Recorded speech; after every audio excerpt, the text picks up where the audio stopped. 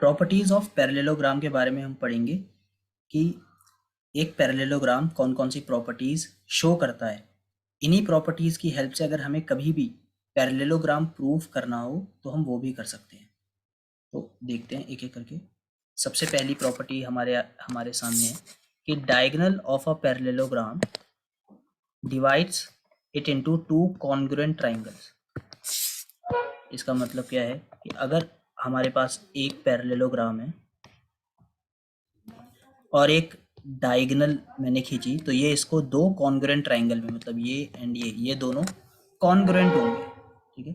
But क्या हम इसे प्रूफ कर सकते हैं? क्योंकि आपके सिलेबस में इसका प्रूफ दे रखा है। तो देखते हैं, इसको पहले एक नाम दे दिया जाए, A B C D. Alright,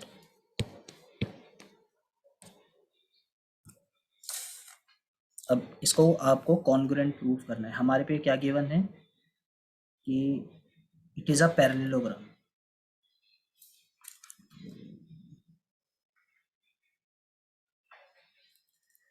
तो गिवन हमारे पास है A B C D is a parallelogram. और पैरेललोग्राम होता है तो क्या क्या चीज़ें मैं बोल सकता हूँ कि A B parallel C D है, ठीक है, मतलब ये पैरेलल ये, and B C parallel A D है, दिस पैरेलल टू दिस।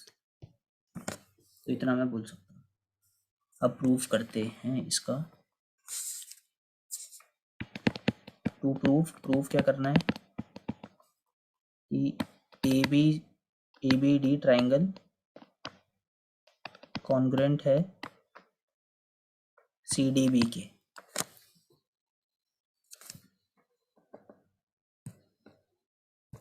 तो अब प्रूफ देखो, triangle A B D and triangle C D B के अंदर हम कह सकते हैं कि ये वाला एंगल एंड ये वाला एंगल इक्वल है, ऑल्टरनेट एंगल। तो आप यहाँ पे इसे बोल सकते हो angle A B D equal to angle B D C, alternate angle. A B C D parallel है, ऑल्टरनेट एंगल यहाँ पे हो सकते हैं।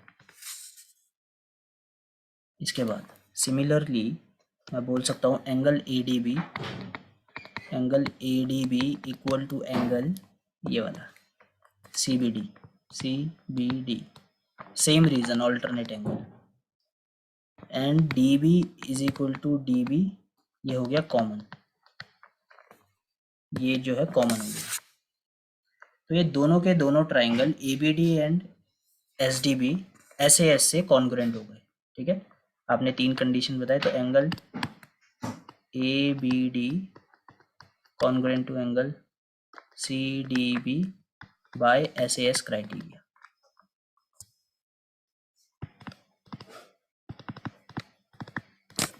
तो अगर इसका प्रूफ आए तो आप बता सकते हो। और प्रूफ से ज़्यादा ये बात आपको ध्यान में रखनी है कि पैरेललोग्राम के अंदर अगर कोई भी डायगोनल होगा तो वो उसे दो इक्वल ट्राइंगल्स या दो कॉन्ग्रुएंट ट्राइंगल में डिवाइड करेगा। अब चलते हैं नेक्स्ट थ्योरम की तरफ। अब जो आने वाली थ्योरम्स है इनका प्रूफ आपको नहीं, इनके प्रूफ की आपको ज़रूरत नहीं है, बट आपको ये पता होना चाहिए क्योंकि आपके क्वेश्चन में काफ़ी हेल्प करेंगे। तो इन अ पैरेललोग्राम, एक पैरेललोग्राम के अंदर मैं एक पैरेललोग्राम बनाता हूँ, A B C D parallelogram. Opposite sides are equal, opposite sides जो होंगी वो इक्वल होंगी, मतलब A B equal to C D and A D is equal to B C, ठीक है। कन्वर्सली भी ये ट्रू है, मतलब अगर मैंने आपको नहीं बताया होगा कि ए बी सी डी एक पैरेललोग्राम है, बट आपको मैंने ये गिवन दे रखा है कि अपोजिट साइड्स जो हैं वो इक्वल है, अपोजिट साइड्स इक्वल दे बता रखी हैं, तो आप समझ जाओगे कि ये पैरेललोग्राम होगा।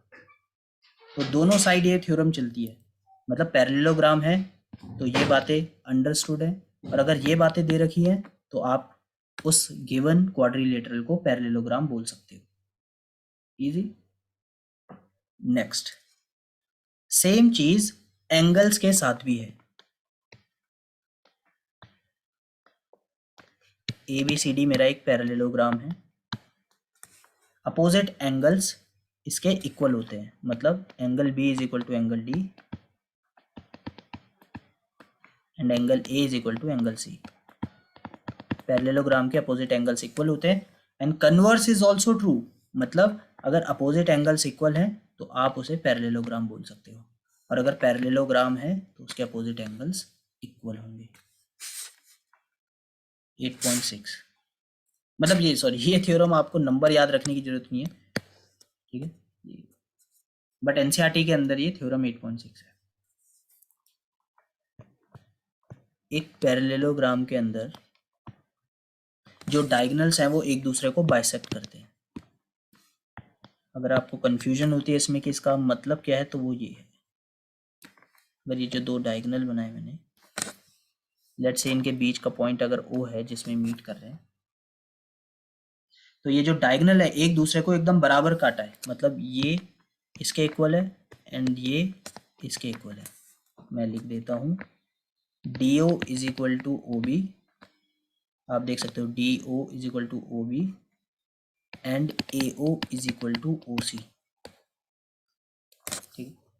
तो diagonal of a parallelogram bisect each other का मतलब यही है, और ये कन्वर्सली भी ट्रू है, मतलब अगर किसी भी क्वाड्रिलेटरल के अंदर डायगोनल बाइसेक्ट हो रहे हैं तो आप उसे पैरेललोग्राम बोल सकते हो।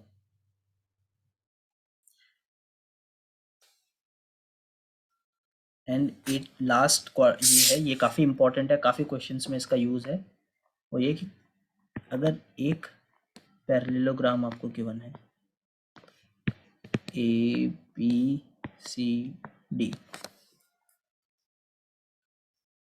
तो कोई भी एक अगर आप पेयर ले लो, एक pair of opposite sides, let's say मैंने AB एंड DC लिया, तो मैं कह सकता हूँ कि AB इक्वल टू DC है एंड AB पैरेलल DC है।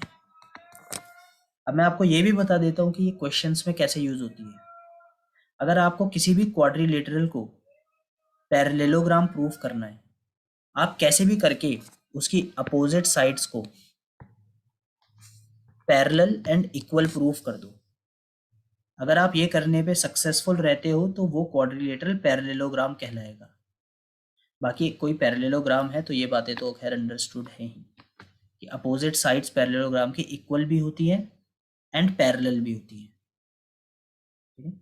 बट मैंने देखा है कि क्वेश्चंस के अंदर ये काफ़ी यूज़ होता है कि आप अपोजिट साइड्स को पैरेलल एंड इक्वल प्रूफ कर दो या गिवन हो तो आप उस पूरे क्वाड्रिलेटरल को पैरेललोग्राम बोल सकते हो। तो अब देखते हैं कि पैरेललोग्राम के बारे में हम क्या क्या चीज़ें जान चुके हैं। सब सारी चीज़ें मैं समराइज कर देता हूँ।